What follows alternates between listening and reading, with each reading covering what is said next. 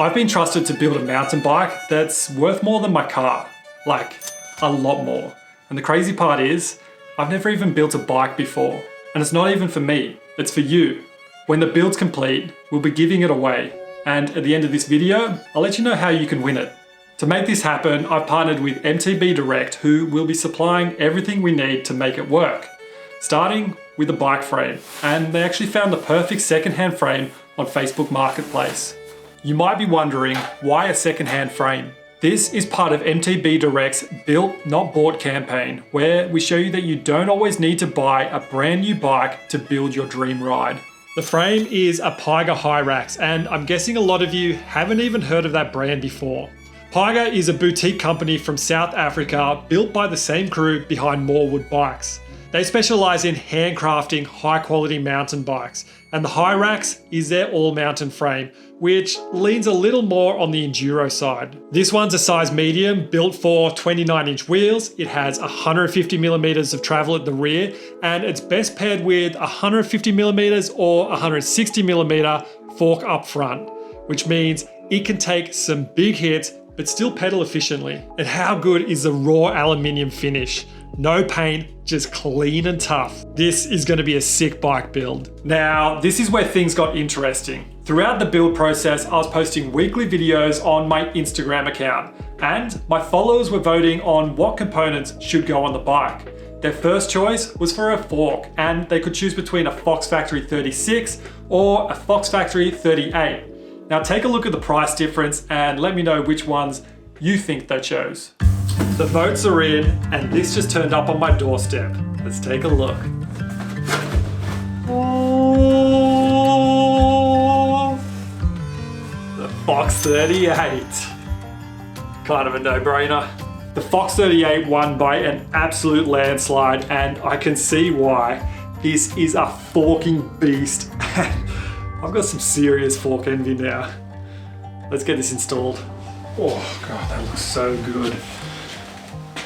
All right, so I've never built a mountain bike before. How hard could this be? Oh, that needs to stay down there.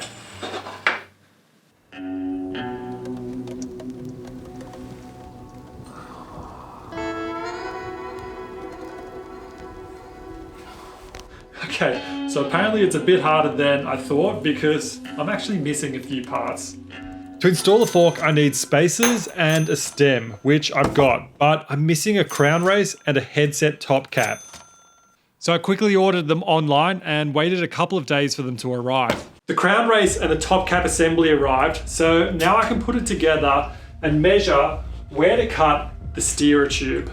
Now, brand new forks come with extra length to fit different setups, so I need to cut mine down to size for the Pyga. And to do that, I need to put all the pieces in their place and mark where to cut.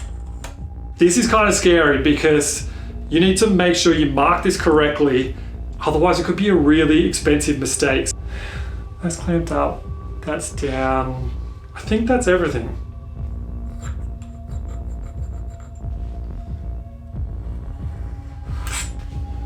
Go over the workbench. So your stem cap has enough room to clamp everything down. You want to cut the steerer tube around 3 millimeters shorter. And it needs to be a pretty straight cut. And there are a few hacks to help you do that. One I found on YouTube was to use an old stem as a guide. I don't have a clamp, so I'm using my bike stand. Hopefully that works. I still can't believe I'm being trusted to do this.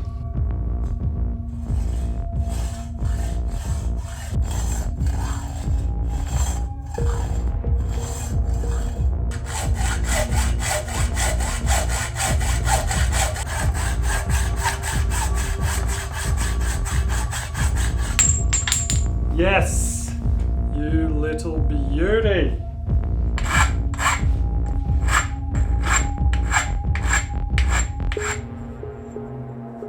Now that's cut, I can start to install it, and I'm just adding a bit of grease to the bearings that are already sitting inside my frame. I'm told you can never have too much grease. All right, moment of truth. Did I do this correctly?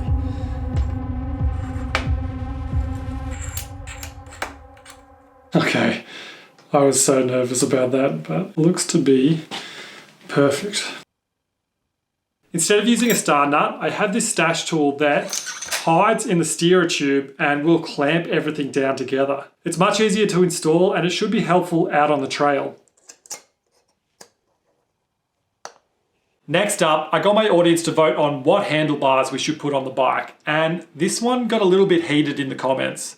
The choice was between 1UP carbon or 1UP aluminium bars. I've got to say, there were a lot of comments for carbon handlebars, but they only made up 34% of the votes. So, the winner of the bars were the 1UP aluminium, and I think they'll do the job just fine. Let's get them installed on this bike. Now I'm just loosely tightening it with a regular Allen key, but I'll do the proper tightening with a torque wrench. That way, you know for sure that you're not over tightening anything, because you could actually cause damage to your handlebars, and I've seen videos on Instagram. You do not want handlebars to over tighten and snap. Okay. Bars on. That looks sick. I also have these 1UP thick grips we can throw on at the same time.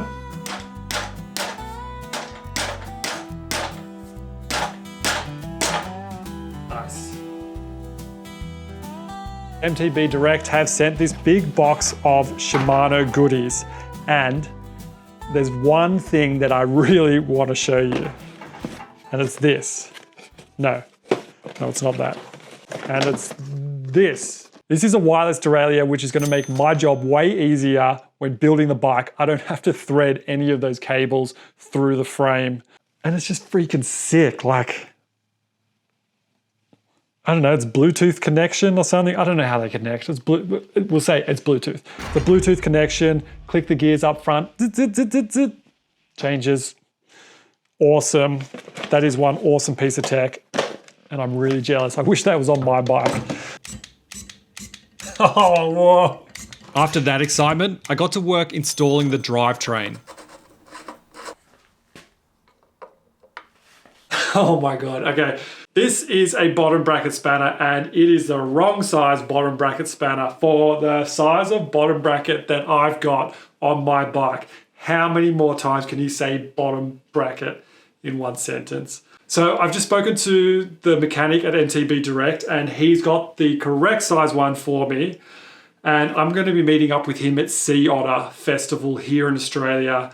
So right now I'm going to do it up as tight as possible by hand. He's going to come in with the correct spanner and nip it up nice and hard. All right, let's continue with the install. The rest of this was pretty straightforward, and we chose some green 1UP pedals to match the MTB Direct branding.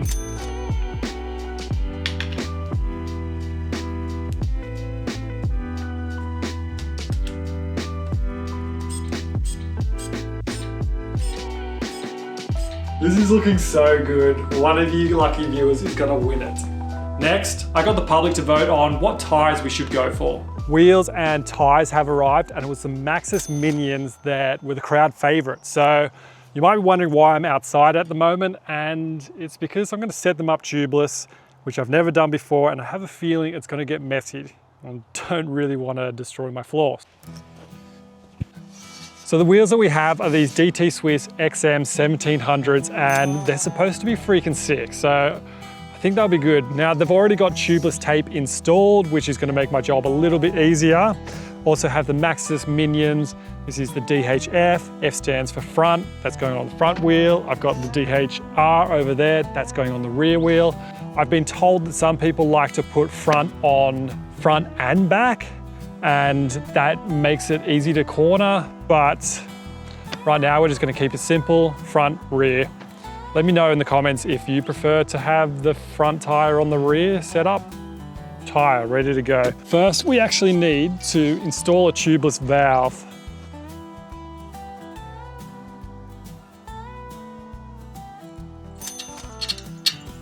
So now I need to put the tyre on.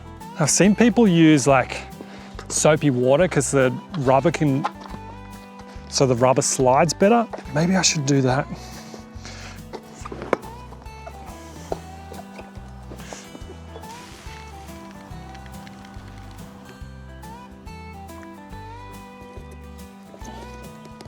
Okay.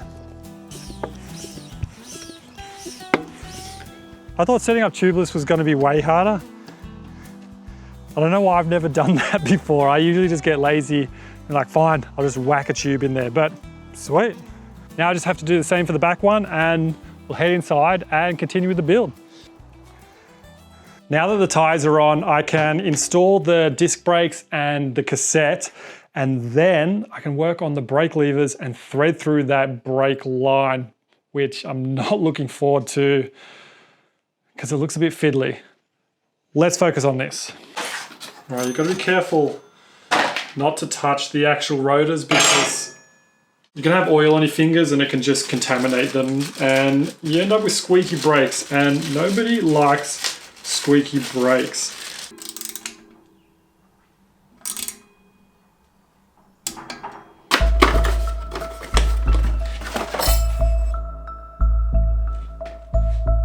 Oh no, this is going to cause big problems.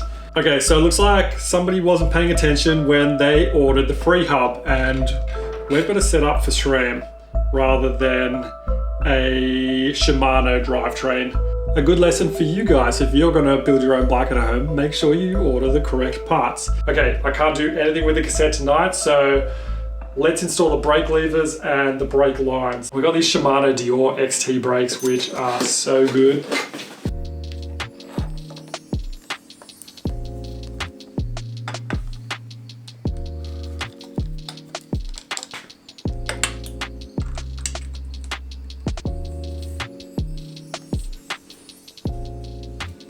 I got the front brakes on easy enough, but what happened next has to be one of the most frustrating parts of the whole build.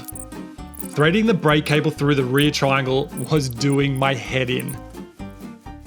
I'll be honest, I was about to go to bed and I was like, oh, let me just have a quick try to see whether is this going to be a quick job or not to do the cable routing.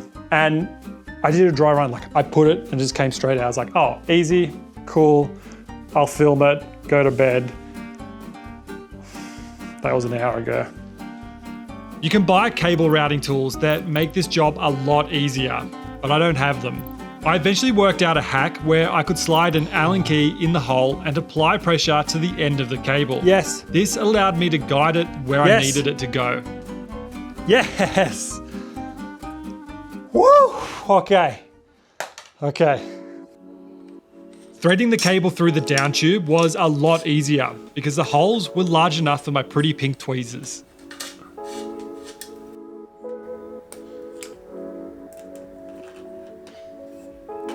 I made an absolute mess of that. Stupid mistake. I was focused so much on not spilling oil that I forgot to put the little rubber cap on the hose first, which meant I had to undo everything and then put it back in. And I lost a bit of oil, which means there's going to be air in the line and that makes for squishy brakes. So I'm going to need to burp this at a later date and get all that air out. That's not a hard job at all. I've done it plenty of times on my own bike. Anyway, let's do this side. Hopefully I've learned my lesson. I need to put the rubber on first. Sweet. Okay, that one was a lot better. All right, that's the brakes on. Sick. Cables, they're a little bit long, but I'm not going to cut them down to size. I'm going to leave that to the guys at MTB Direct because they might want to set the bike up a little differently.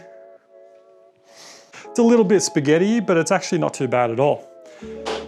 What next?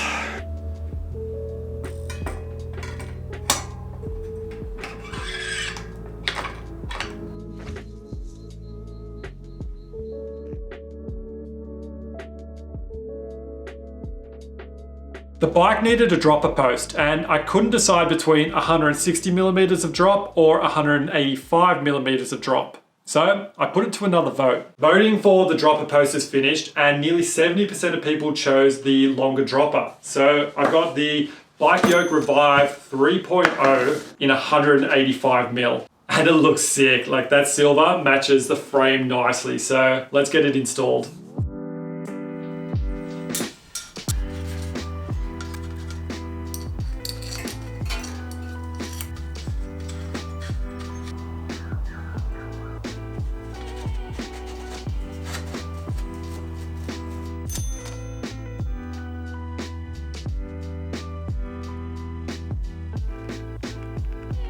With the dropper in place, it was time for a seat, and we chose this black and gold title saddle that matches the front forks.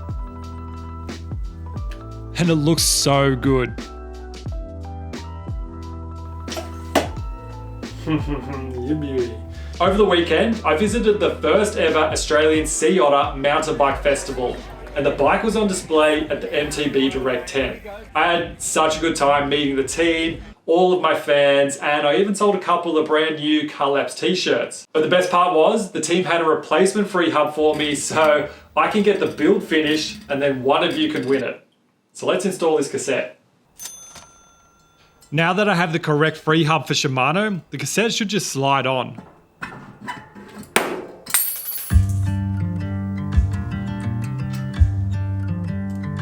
If you're wondering about tools, I have this 22-piece clean skin toolkit, which is great value and seems to have almost everything needed for the build.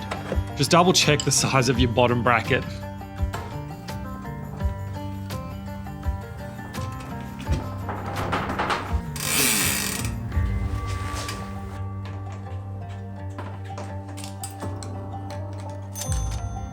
This is me looking like an absolute idiot, struggling to fit a quick one.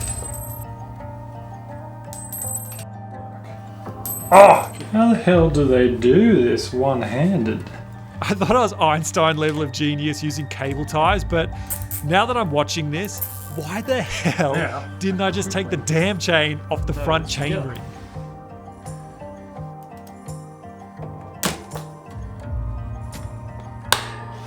With the chain in place, all that was left to do was index the gears, which was pretty easy with the electronic shifter.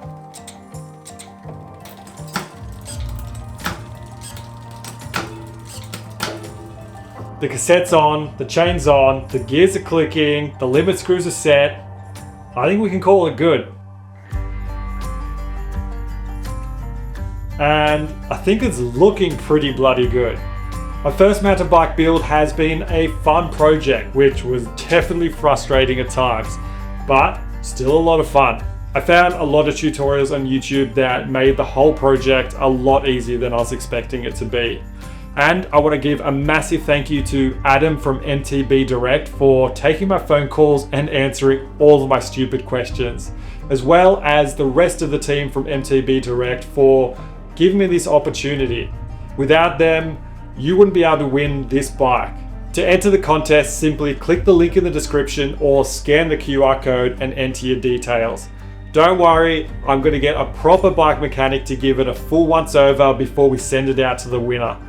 Thank you legends for watching, and I'll catch you in the next video.